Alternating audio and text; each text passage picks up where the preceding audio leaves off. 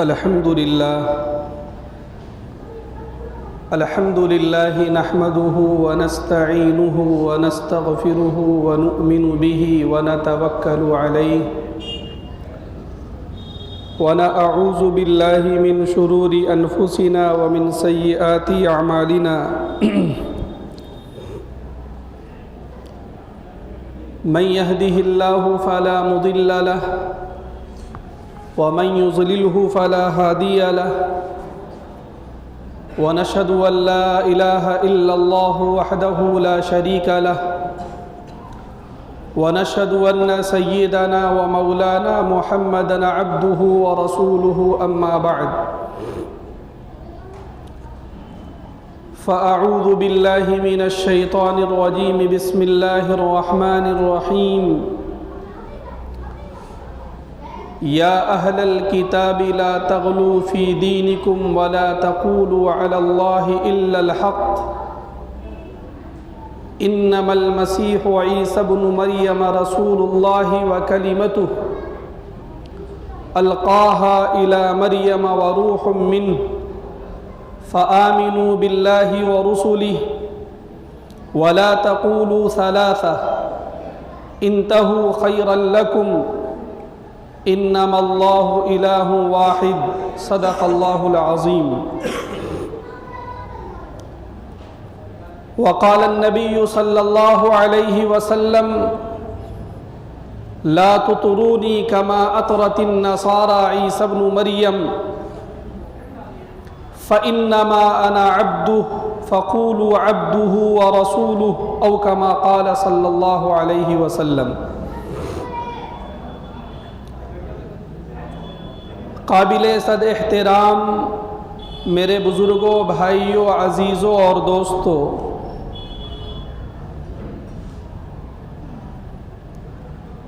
ہمارے دین کا بنیادی اور بیسک مطالبہ یہ ہے کہ قرآن و حدیث میں جو عقائد بتائے گئے ہیں ان عقائد کہ ہم ماننے والے ہوں اور اس پر یقین کرنے والے ہوں۔ اللہ کی ذات پر ایمان، اللہ کے نبیوں پر ایمان، اللہ کے رسولوں پر ایمان، اللہ کی کتابوں پر ایمان، فرشتوں پر ایمان، قیامت کے دن پر ایمان، جنت اور جہنم پر ایمان، قبر اور حشر کے مسائل پر ایمان، یہ وہ باتیں ہیں جس کا مطالبہ ہر ایمان والے سے کیا گیا ہے۔ ہر ایمان والے سے مطالبہ اس بات کا ہے کہ ان بنیادی باتوں پر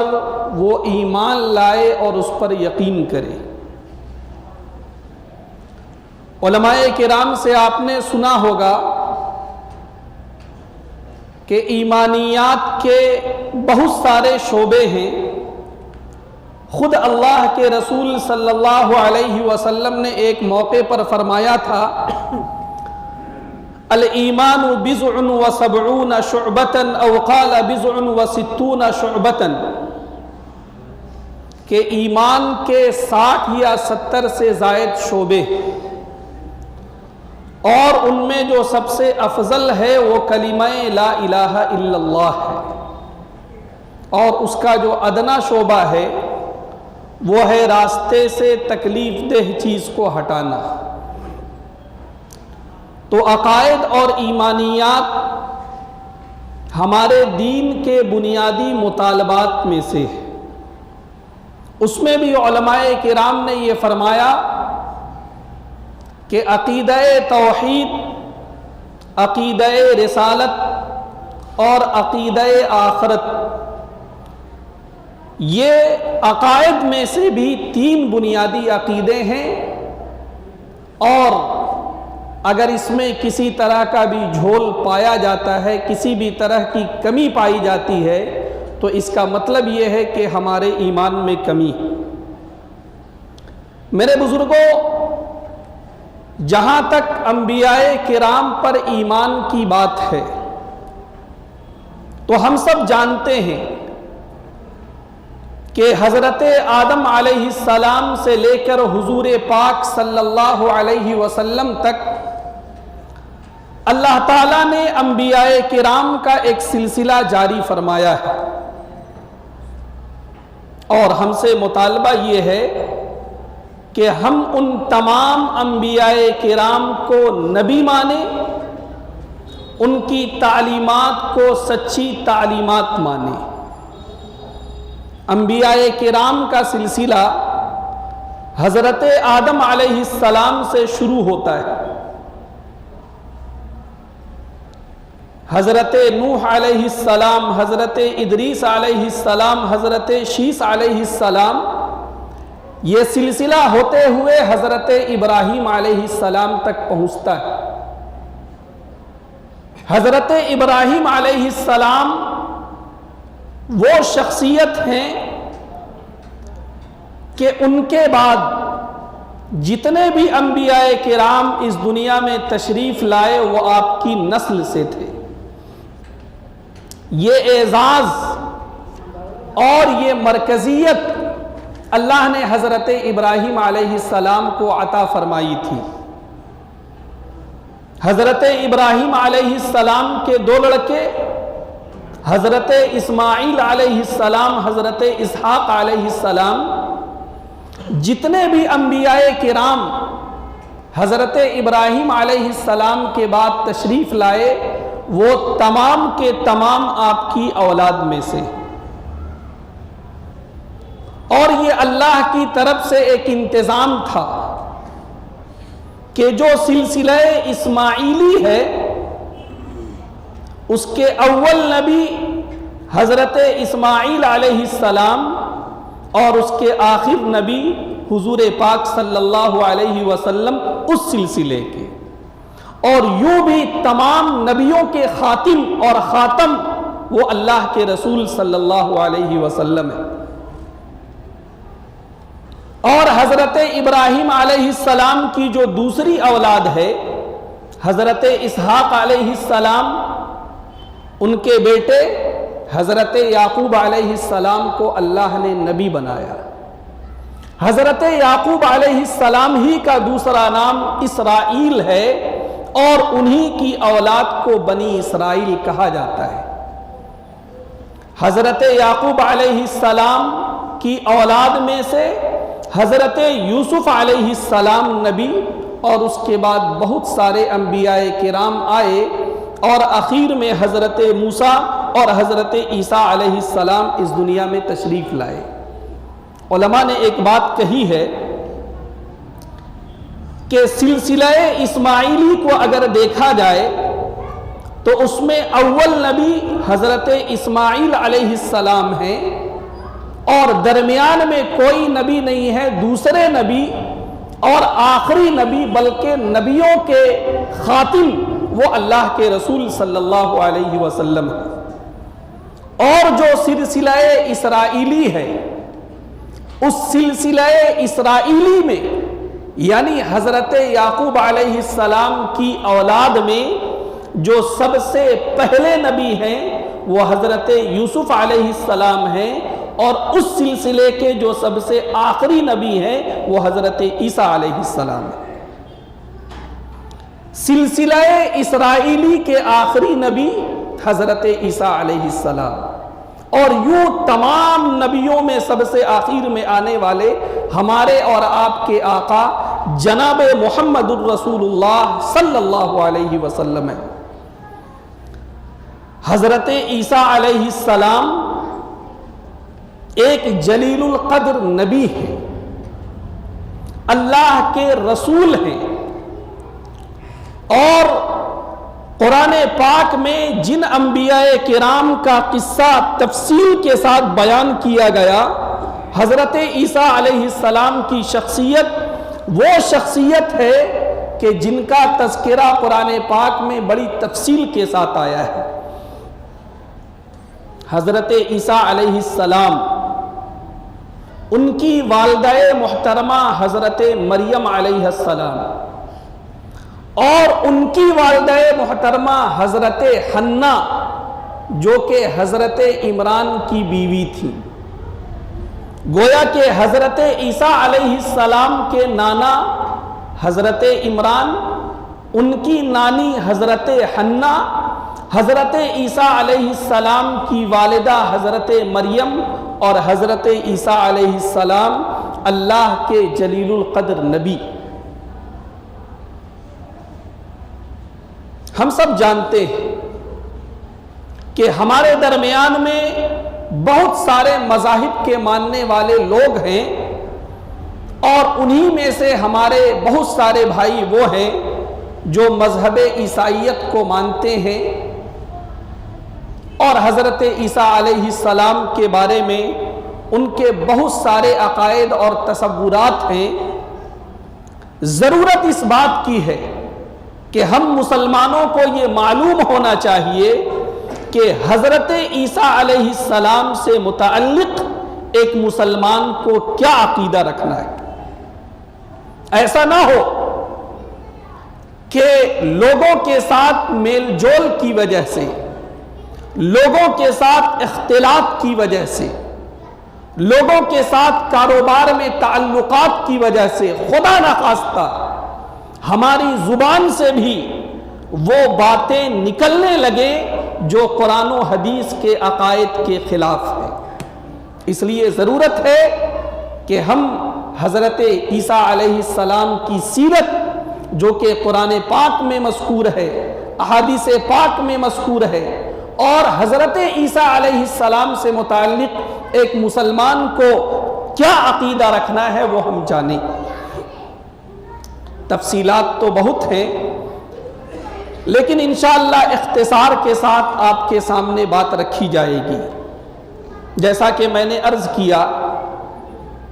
کہ حضرت عیسیٰ علیہ السلام کی نانی جن کا نام حضرت حنہ تھا، وہ حالت حمل میں تھی، تو انہوں نے یہ نذر مانی کہ اے اللہ، اگر میں نے لڑکے کو جنم دیا، میرے ذریعے سے اگر لڑکے کی ولادت ہوتی ہے تو میرا یہ لڑکا مسجد اقصیٰ کی خدمت کرے گا اور مسجد اقصیٰ کا خادم ہوگا. انہوں نے یہ نذر مان لی، لیکن اللہ کا کرنا ایسا ہوا کہ جب انہوں نے بچے کو جنم دیا تو وہ بچہ لڑکا نہیں تھا بلکہ وہ بچہ لڑکی تھی. قرآن پاک نے ان واقعات کو بڑی تفصیل کے ساتھ بیان کیا ہے. فلما وضعتها، جب انہوں نے بچے کو جنا، قالت رب انی وضعتها انثى، تو انہوں نے کہا کہ اے میرے رب، میں نے تو بیٹی کو جنم دیا ہے، میں نے لڑکی کو جنم دیا ہے، اب میں کیسے اسے جو ہے مسجد اقصیٰ کی خدمت میں رکھ سکتی ہوں. اس کے بعد یہ کہا گیا وَلَيْسَ الذَّكَرُ كَالْأُنثَىٰ، کہ مسئلہ تو یہی ہے کہ مرد عورت کی طرح نہیں ہے، عورت مرد کی طرح نہیں ہے. وَإِنِّي سَمَّيْتُهَا مَرْيَمَ، اور میں نے اس کا نام مریم رکھا ہے. وَإِنِّي أُعِيذُهَا بِكَ وَذُرِّيَّتَهَا مِنَ الشَّيْطَانِ الرَّجِيمِ، اور اللہ کی طرف سے وعدہ ہے کہ میں تمہیں حضرت حنہ اور ان کی جو بیٹی پیدا ہوئی حضرت مریم، انہیں شیطان مردود کے شر سے میں محفوظ رکھوں گا. اس کے بعد آگے اللہ کی طرف سے فیصلہ ہوا کہ ٹھیک ہے، مسجد اقصیٰ کی خدمت میں مرد حضرات رہتے ہیں، لیکن اللہ کی طرف سے اس عورت کو اور اس خاتون کو بھی مسجد اقصیٰ کی خدمت کے لیے قبول کیا جاتا ہے. فَتَقَبَّلَهَا رَبُّهَا بِقَبُولٍ حَسَنٍ وَأَنبَتَهَا نَبَاتًا حَسَنًا وَكَفَّلَهَا زَكَرِيَّا. ایک قصہ یوں پیش آیا کہ جب حضرت مریم علیہ السلام کی والدہ نے اپنی بیٹی مریم کو مسجد اقصیٰ اور اس کے خادموں کے حوالے کیا، تو حضرت مریم وہ تھیں جن کے والد محترم وہ مسجد اقصی کے اماموں میں سے تھے اور بڑی عظیم شخصیت تھی ان کی۔ جب اس امام کی بیٹی مسجد اقصی کے خادموں اور وہاں کے ائمہ کے حوالے کی جاتی ہے تو ہر امام اور ہر خادم کی خواہش ہوتی ہے کہ یہ بچی میری تربیت میں آئے، لیکن اتفاق سے حضرت زکریا علیہ السلام جو کہ حضرت مریم کے خالو بھی تھے، وہ بھی اس مسجد کے امام تھے، اللہ کی طرف سے فیصلہ ہوتا ہے کہ یہ بچی حضرت زکریا علیہ السلام کی پرورش میں رہے گی، اور اس کے بعد پھر جو ہے حضرت زکریا علیہ السلام کی پرورش میں حضرت مریم علیہ السلام کو رکھا جاتا ہے۔ ان کا معمول یہ تھا کہ ایک کنارے کے کمرے میں وہ حضرت مریم علیہ السلام کو رکھا کرتے تھے، خالو تھے، ان کو تعلیم دیا کرتے تھے، ان کی تربیت کیا کرتے تھے، اور ایک عجیب و غریب بات وہ دیکھا کرتے تھے۔ ان کی تعلیم و تربیت سے فارغ ہو کر جب حضرت زکریا علیہ السلام باہر جایا کرتے تھے لوگوں کے سامنے دعوت و تبلیغ کے لیے، اور جب واپس آیا کرتے تھے تو دیکھتے یہ تھے کہ حضرت مریم علیہ السلام کے سامنے پھل موجود ہیں، اور پھل بھی بے موسم کے پھل، جو موسمی پھل ہے، جس پھل کا موسم ہے وہ نہیں بلکہ دوسرے موسم کا پھل موجود ہوا کرتا تھا۔ وہ پوچھا کرتے تھے کہ مریم یہ پھل کہاں سے آئے؟ تو وہ جواب دیا کرتی تھی کہ یہ پھل مجھے اللہ نے عطا کیے۔ حضرت زکریا علیہ السلام ان کا بھی معاملہ یہ تھا کہ وہ تقریباً 90 یا اس سے زائد کی عمر کو پہنچ چکے تھے، لیکن وہ ابھی تک لا ولد تھے، ابھی تک ان کی اولاد نہیں ہوئی تھی۔ انہوں نے حضرت مریم علیہ السلام کے ساتھ جب یہ قصہ دیکھا تو انہوں نے یہ دعا کی، دعا یہ کی کہ اے اللہ، جس طرح تو مریم کو بغیر موسم کے پھل دیتا ہے، میں بھی بوڑھا ہو چکا ہوں، میری اہلیہ بھی بوڑھی ہو چکی ہے، لیکن تو اگر چاہ لے تو اس بڑھاپے کی عمر میں بھی مجھے اولاد عطا کر سکتا ہے۔ انہوں نے اللہ سے دعا کی، ہنالک دعا زکریا ربہ، اس وقت حضرت زکریا نے اپنے رب سے دعا کی، اللہ کی طرف سے دعا قبول ہوئی، اور اس بڑھاپے کی عمر میں اللہ نے حضرت زکریا کو ایک لڑکا عطا کیا، اور اللہ کی طرف سے یہ فیصلہ ہوا کہ اس لڑکے کا نام یحییٰ ہونا چاہیے۔ بہرحال یہ جو واقعات ہیں، یہ تمام واقعات قرآن پاک میں مذکور ہیں۔ حضرت مریم علیہ السلام، حضرت زکریا علیہ السلام جو کہ وقت کے جلیل القدر نبی ہیں، ان کی تربیت میں ہیں، مسجد کے ماحول میں ہیں، عبادت کے ماحول میں ہیں۔ اسی طرح وہ پروان چڑھتی ہیں، اسی طرح وہ جوان ہوتی ہیں، اور پھر اس کے بعد اللہ کی طرف سے ایک فیصلہ ہوتا ہے۔ اللہ کی طرف سے فیصلہ یہ ہوتا ہے کہ یہ جو پاک باز مریم ہے،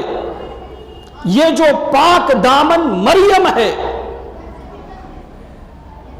مریم وہ جس کے ایمان اور جس کی عفت کی گواہی اللہ نے قرآن پاک میں دی۔ وَمَرْيَمَ ابْنَتَ عِمْرَانَ الَّتِي أَحْصَنَتْ فَرْجَهَا، کہ مریم کو تم معمولی مت سمجھنا، اور خدا نخواستہ دوسروں کے عقائد سے متاثر ہو کر حضرت مریم کے بارے میں نازبہ کلمات زبان پہ آنا تو دور کی بات، تمہارے ذہن میں بھی ان کے تعلق سے کوئی ناروا بات نہیں آنی چاہیے۔ اللہ حضرت مریم کے ذریعے سے اپنی قدرت کا مظاہرہ کرنے والا ہے۔ ہوتا یہ ہے کہ ایک موقع پر حضرت مریم اپنے اسی گوشے میں، اسی محراب نما عمارت میں عبادت میں مشغول ہوتی ہیں کہ انسانی شکل میں ایک فرشتہ ان کے سامنے نمودار ہوتا ہے. جب وہ اس فرشتے کو دیکھتی ہیں تو کہتی ہیں کہ مجھ سے دور ہو جا، تو میرے لیے نامحرم، میں تیرے لیے نامحرم، اور اس سے پردہ کرنے لگتی ہیں. وہ فرشتہ کہتا ہے کہ مجھے عام انسان مت سمجھ، میں اللہ کی طرف سے بھیجا ہوا فرشتہ ہوں، اور اللہ نے مجھے ایک کام دے کر بھیجا ہے، اور وہ کام یہ ہے کہ تمہارے ذریعے سے اللہ ایک لڑکے کی پیدائش کرنے والا ہے. ان کو تعجب ہوتا ہے، ان کو تعجب ہوتا ہے کہ ایسا کیسے ہو سکتا ہے، میں ابھی کنواری ہوں، مجھے کسی مرد نے چھوا نہیں ہے، میں جائز یا ناجائز طریقے سے، ناجائز طریقے کا تو تصور بھی نہیں ہو سکتا ہے، لیکن کسی بھی انداز سے مجھے مرد نے چھوا نہیں. آخر ایسا کیسے ہو جائے گا کہ میرے ذریعے سے بچے کی ولادت ہو؟ وہ فرشتہ کہتا ہے کہ تمہارے رب کا یہی فیصلہ ہے، وَكَانَ أَمْرًا مَقْضِيًّا، اور وہ فیصلہ ہو چکا ہے، تمہارے ذریعے سے بچے کی ولادت ہونی ہے. وہ فرشتہ حضرت مریم کے آستین کے سامنے پھونک مارتا ہے، اور اسی پھونک کے ذریعے سے حضرت مریم حاملہ ہو جاتی ہیں، اور اس کے بعد پھر حضرت عیسیٰ علیہ السلام کی ولادت ہوتی ہے. قرآن پاک میں جو آیتیں ہیں اس کی روشنی میں جب ان کی ولادت کا وقت قریب ہوتا ہے تو وہ تھوڑا سا دور دراز علاقے میں چلی جاتی ہیں. ایک کھجور کا درخت ہوتا ہے، اس کے نیچے وہ لیٹ جاتی ہیں، وہیں پر اللہ کی طرف سے ایک چشمہ جاری کیا جاتا ہے، اور اس کے بعد اللہ کی طرف سے حکم ہوتا ہے کہ جب ولادت کا وقت قریب آئے تو تم اس پیڑ کو ہاتھ لگانا، اسے حرکت دینا، کھجوریں گریں گی، کھجور کھانا، اور یہ چشمہ جو ہم نے جاری کیا ہے اس سے تم پانی پینا. حضرت عیسیٰ علیہ السلام کی ولادت ہو جاتی ہے، لیکن حضرت مریم کو پتا تھا کہ بغیر شادی کے یہ جو بچہ میری گود میں ہے، جب میں اسے لے کر اپنی قوم کے پاس جاؤں گی تو لوگ کس طرح کے تبصرے کریں گے. اور ہوا یہی. حضرت مریم اپنی گود میں حضرت عیسیٰ علیہ السلام کو لے کر لوگوں کے درمیان میں جب جاتی ہیں تو لوگ کہتے ہیں، یا مریم ما کان ابوکی امرأ سوء وما کانت امکی بغیہ، کیا معاملہ ہے، تمہارے والد بھی اچھے کردار کے تھے، تمہاری والدہ بھی اچھی کردار کی تھی، اور تمہارے جو خالو ہیں، چچا ہیں حضرت زکریا، وہ بھی اچھے کردار کے ہیں، لیکن یہ کیا بات ہے؟ اللہ کی طرف سے حضرت مریم کو پہلے حکم ہو چکا تھا، جب لوگ اعتراض کریں تو تم ان کا جواب اپنی زبان سے مت دینا، بلکہ ان سے کہنا کہ تم اسی بچے سے پوچھو کہ یہ کون ہے. حضرت عیسیٰ علیہ السلام ماں کی گود میں ہیں، 1-2 دن کے ہیں، قوم کے درمیان میں ہیں. لوگ سوال کرتے ہیں تم کون ہو؟ حضرت عیسیٰ علیہ السلام ماں کی گود میں جواب دیتے ہیں، قال انی عبد اللہ، میں اللہ کا بندہ ہوں، آتانی الکتاب، اللہ نے مجھے کتاب عطا کیا ہے، وجعلنی نبیا، اور اللہ نے مجھے نبی بنایا ہے، وجعلنی مبارکن او اینما کنت، اور میں جہاں رہوں اللہ نے مجھے مبارک بنایا ہے، وَأَوْصَانِي بِالصَّلَاةِ وَالزَّكَاةِ مَا دُمْتُ حَيًّا، اور جب تک میں زندہ رہوں اللہ نے مجھے نماز اور روزے کا حکم دیا ہے.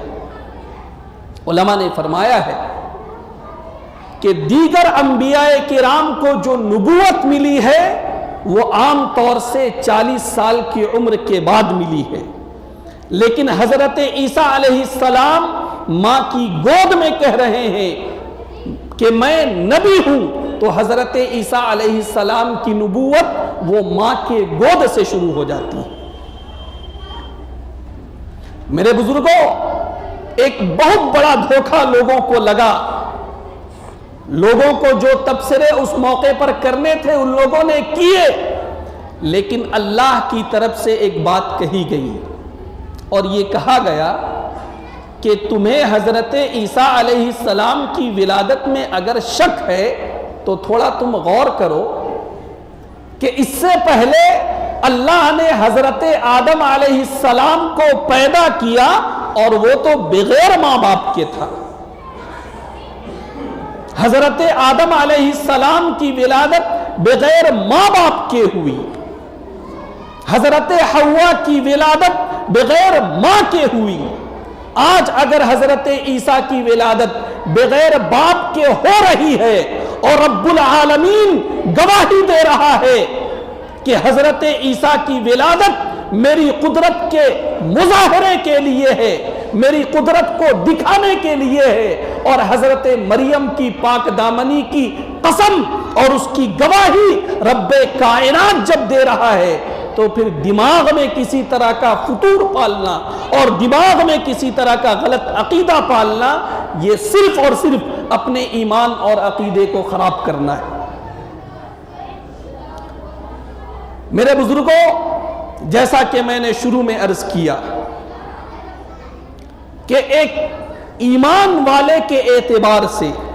یہ ضروری ہے کہ ہم حضرت آدم علیہ السلام سے لے کر حضور پاک صلی اللہ علیہ وسلم تک جتنے بھی انبیاء کرام آئے ہیں ان کو نبی مانیں اور ان کے بارے میں وہی عقیدہ رکھیں جو عقیدہ کے قرآن و حدیث سے ثابت ہے۔ حضرت عیسیٰ علیہ السلام سے متعلق اللہ کے رسول صلی اللہ علیہ وسلم نے فرمایا کہ لوگوں لا تطرونی کما اطرت النصارى عیسی ابن مریم، کہ میرے بارے میں ہرگز مبالغے سے کام نہ لینا، جیسا کہ نصارہ نے، نصرانیوں نے، عیسائیوں نے حضرت عیسیٰ علیہ السلام کے تعلق سے مبالغے سے کام لیا۔ فَإِنَّمَا أَنَا عَبْدُهُ وَرَسُولُهُ فَقُولُوا عَبْدُهُ وَرَسُولُهُ، میں اللہ کا بندہ اور اس کا رسول ہوں تو مجھے اللہ کا بندہ اور اس کا رسول کہو۔ موجودہ جو عیسائیت ہے یا حضور پاک صلی اللہ علیہ وسلم کی بعثت کے وقت عیسائیت کا جو بنیادی عقیدہ تھا وہ کیا تھا، قرآن پاک نے بیان کیا ہے۔ قرآن پاک نے کہا کہ یہودیوں کا معاملہ یہ ہے کہ وہ حضرت عزیر کو اللہ کا بیٹا مانتے ہیں، اور نصارہ کا معاملہ یہ ہے کہ وہ حضرت عیسیٰ کو اللہ کا بیٹا مانتے ہیں۔ اور قرآن پاک میں ایک جگہ یہ بھی کہا گیا کہ بعض لوگوں نے حضرت عیسیٰ علیہ السلام کے تعلق سے مبالغہ کرتے ہوئے یہ تک کہہ دیا لَقَدْ كَفَرَ الَّذِينَ قَالُوا إِنَّ اللَّهُ هُوَ الْمَسِيحُ ابْنُ مَرْيَمَ، جن لوگوں نے کفر کیا ان کا یہ کہنا تھا کہ اللہ تو مسیح ابن مریم ہی ہے، نعوذ باللہ۔ یہ عیسائیوں کا عقیدہ ہے، عقیدہ تثلیث، ایک عجیب و غریب فلسفہ۔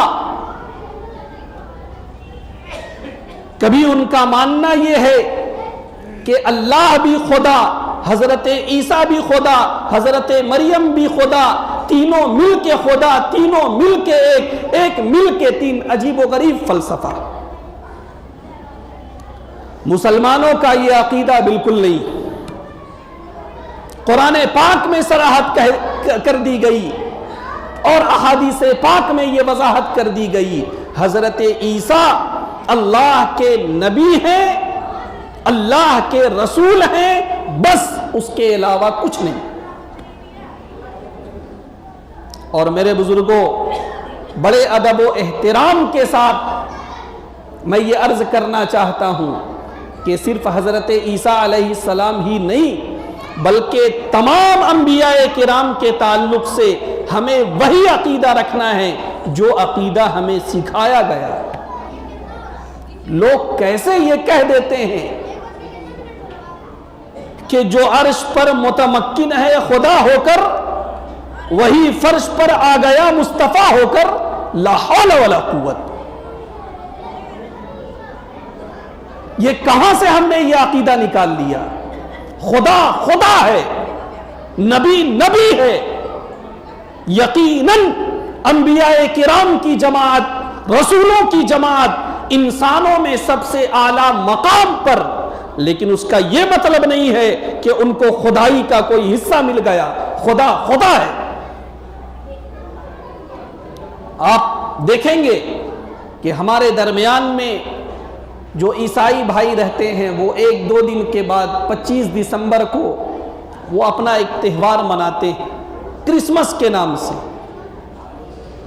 جب ان سے پوچھا جائے تو وہ یہ کہتے ہیں کہ یہ وہ دن ہے جس میں حضرت عیسیٰ علیہ السلام کی پیدائش ہوئی تھی۔ بات تھوڑا غور سے سنیے گا۔ وہ اس دن کو سیلیبریٹ اسی وجہ سے کرتے ہیں کہ اس دن حضرت عیسیٰ علیہ السلام کی پیدائش ہوئی تھی۔ ایک طرف تو صاحب آپ کا ماننا ہے کہ حضرت عیسیٰ خدا ہے، تو خدا تو پیدا کرنے والا ہوتا ہے، وہ پیدا تو ہوتا نہیں ہے۔ خدا خالق ہوتا ہے، خدا کریٹر ہوتا ہے، خدا پیدا کرنے والا ہوتا ہے، خدا پیدا ہوتا نہیں ہے، خدا مخلوق نہیں ہے،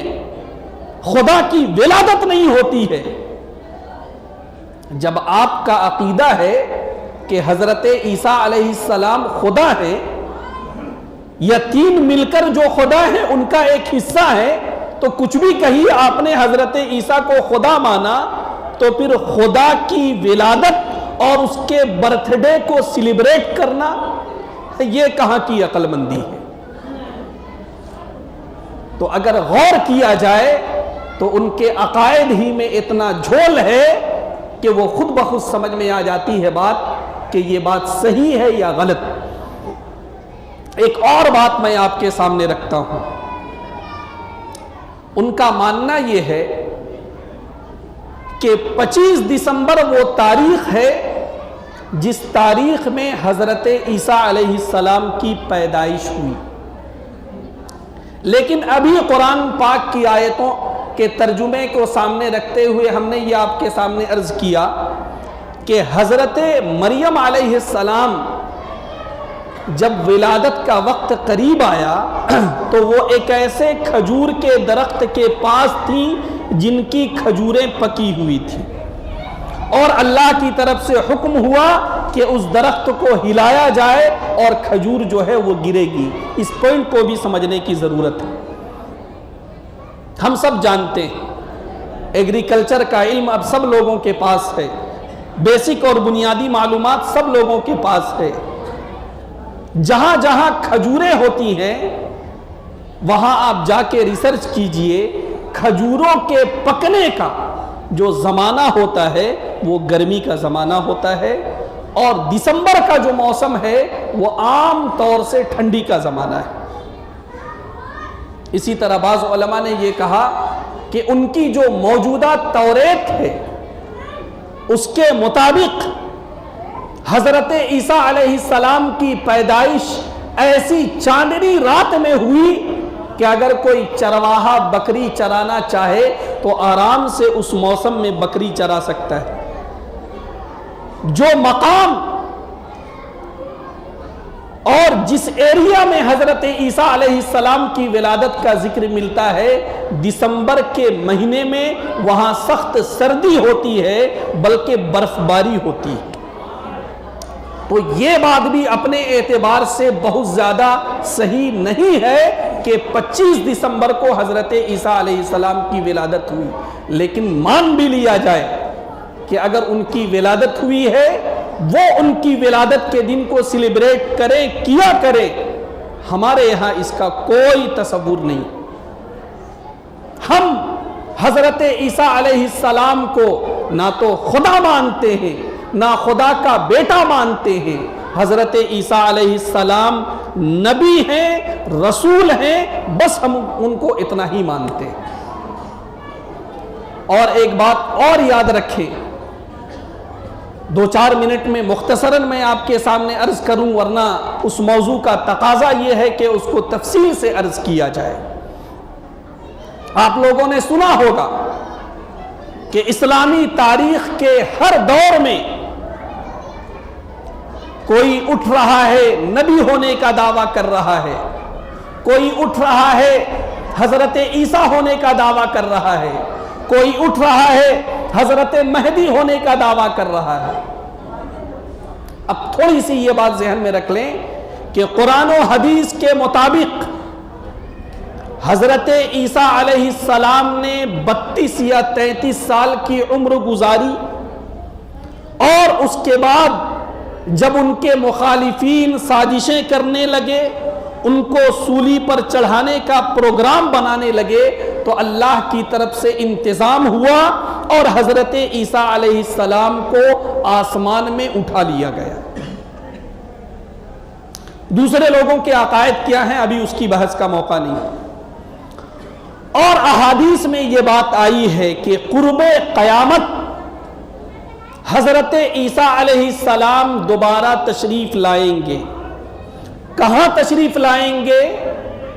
شام کا جو ملک ہے جسے ہم سیریا کہتے ہیں، وہاں کا جو شہر ہے دمشق کی جو جامع مسجد ہے، جامع مسجد کا جو منارہ ہے، اس منارے پر فجر کے وقت 2 فرشتوں کے سہارے، 2 فرشتوں کے کندھے پر ہاتھ رکھ کر حضرت عیسیٰ علیہ السلام اس دنیا میں تشریف لائیں گے. یہ ہے حضرت عیسیٰ علیہ السلام کے آنے کی کیفیت. جب وہ اس دنیا میں آئیں گے، حضرت مہدی علیہ السلام پہلے سے آ چکے ہوں گے. میں نے کہا کہ اس کو تفصیل سے بیان کرنے کی ضرورت ہے، لیکن ابھی موقع نہیں ہے. حضرت مہدی علیہ السلام پہلے سے آ چکے ہوں گے، دجال کی آمد بھی ہو چکی ہوگی. حضرت عیسیٰ علیہ السلام فجر کے وقت تشریف لائیں گے، فجر کی جماعت تیار ہو چکی ہوگی. لوگ دیکھیں گے کہ حضرت عیسیٰ علیہ السلام آئے ہیں. حضرت مہدی ان کو امامت کے لیے بڑھانا چاہیں گے، لیکن حضرت عیسیٰ کہیں گے امامت کا کام آپ کا ہے، مجھے دجال سے مقابلے کے لیے بھیجا گیا ہے. حضرت مہدی کی امامت میں نماز ہوگی، حضرت عیسیٰ نماز پڑھیں گے، مسلمانوں کا لشکر تیار ہوگا، اور کئی سالوں تک پھر جو ہے جنگ و جدال ہوگا، اور پھر دجال کو پکڑا جائے گا، مقام لد میں پکڑا جائے گا. مقام لد آج کے وقت اور زمانے کے اعتبار سے اسرائیل کا ایئرپورٹ ہے، وہاں پر اسے پکڑا جائے گا اور وہاں پر اسے قتل کیا جائے گا. یہ ہے مختصر میں حضرت عیسیٰ علیہ السلام کی آمد کی تفصیلات. لیکن عجیب و غریب بات ہے کہ پرانے زمانے میں بھی اور نئے زمانے میں بھی عجیب عجیب لوگ کھڑے ہوتے ہیں، اور کوئی حضرت امام مہدی ہونے کا دعویٰ کر رہا ہے، کوئی جو ہے حضرت عیسیٰ ہونے کا دعویٰ کر رہا ہے. ابھی آپ لوگوں نے سنا ہوگا کہ بہار کے دربھنگا کے عثمان پور کا رہنے والا ایک یوں کہہ لیجئے کہ پاگل شخص جس کا نام شکیل بن حنیف ہے، اس نے بنیادی طور پر 3 دعوے کیے. کہا کہ دجال کی آمد ہو چکی ہے. کہاں ہے بھائی دجال؟ تو امریکہ اور فرانس دجال ہے. بہت اچھے. اور دجال کے بارے میں جو کہا جاتا ہے کہ اس کی پیشانی پہ آنکھ ہوگی، تو کہا کہ نہیں، وہ پیشانی پہ آنکھ جو ہے آنکھ واک کی بات نہیں ہے، آج کے زمانے کا جو سیٹلائٹ ہے وہی دجال کی پیشانی کا آنکھ ہے. اچھی بات ہے. اور اس کے بعد صاحب میں یعنی شکیل بن حنیف میں جو ہوں وہ میں امام مہدی بھی ہوں اور میں حضرت عیسیٰ بھی ہوں. اب یہ بتائیے کہ بہار تو سیریا نہیں ہو گیا، اور دربھنگا جو ہے وہ صاحب دمشق نہیں ہو گیا، اور اس کا عثمان پورا وہاں کی جامع مسجد تو نہیں ہو گئی. اور یہ کس فرشتے کے کاندھے پر ہاتھ رکھ کر یہ آدمی اترا ہے، بات سمجھ میں نہیں آتی ہے۔ دھوکے میں آنے کی ضرورت نہیں۔ اللہ کے رسول نے فرمایا تھا کہ قرب قیامت اندھے فتنے، بہرے فتنے، گونگے فتنے ظاہر ہوں گے، اور آپ کو سن کر تعجب ہوگا کہ اس پاگل اور بیوقوف شخص کے پیچھے بھی 10,000 سے زیادہ لوگوں کی تعداد موجود ہے، اور اس فتنے سے متاثر لوگ وہ داڑھی کٹائے ہوئے، داڑھی چھلے ہوئے، ٹی شرٹ اور کوٹ پینٹ میں نہیں رہتے، وہ جبے میں رہتے ہیں، وہ صافے میں رہتے ہیں، ان کی داڑھیاں ہیں، ٹخنے سے اوپر پاجامہ ہے، ہاتھ میں مسواک ہے، پیشانی پر نماز کے نشانات ہیں جی، اور وہ آپ کے ایمان کا، آپ کے عقیدے کا سودا کر رہے ہیں۔ رانچی کے بارے میں بھی خبر ملی کہ کچھ اس طرح کے لوگ آ چکے ہیں۔ بہت سترک رہنے کی ضرورت ہے۔ کبھی کبھی بات سمجھ میں نہیں آتی ہے کہ قرآن پاک میں جو سورہ فاتحہ ہے، اس سورہ فاتحہ کو نماز کی ہر رکعت میں جو دہرانے کا حکم دیا گیا، اور نماز کی ہر رکعت میں یہ کہنے کا حکم دیا گیا، اہدنا الصراط المستقیم، اے اللہ مجھے صراط مستقیم عطا فرما۔ یقیناً اس طرح کے فتنے جب ظاہر ہوتے ہیں تو سمجھ میں آتا ہے کہ کون کس بھیس میں ہمارے ایمان کا سودا کر لے، ہمارے عقیدے کا سودا کر لے، اس کا تصور نہیں کیا جا سکتا ہے۔ اس لیے خود بھی سنبھلنے کی ضرورت ہے، اپنے بچوں کو سنبھالنے کی ضرورت ہے، اپنے معاشرے کو سنبھالنے کی ضرورت ہے، اور اس طرح کا کوئی بھی آدمی اگر کہیں پر آتا ہے تو اس کا مقابلہ کرنے کی ضرورت ہے۔ اگر وہ بحث و مباحثہ کرنا چاہے اس کے لیے بھی علماء تیار ہے، کوئی اور طریقہ اگر مقابلے کا اختیار کرنا چاہے انشاءاللہ اس کے لیے بھی علماء تیار ہے۔ اللہ سے دعا کریں کہ جو بنیادی باتیں عرض کی گئی ہیں اللہ ہمیں ان پر ایمان اور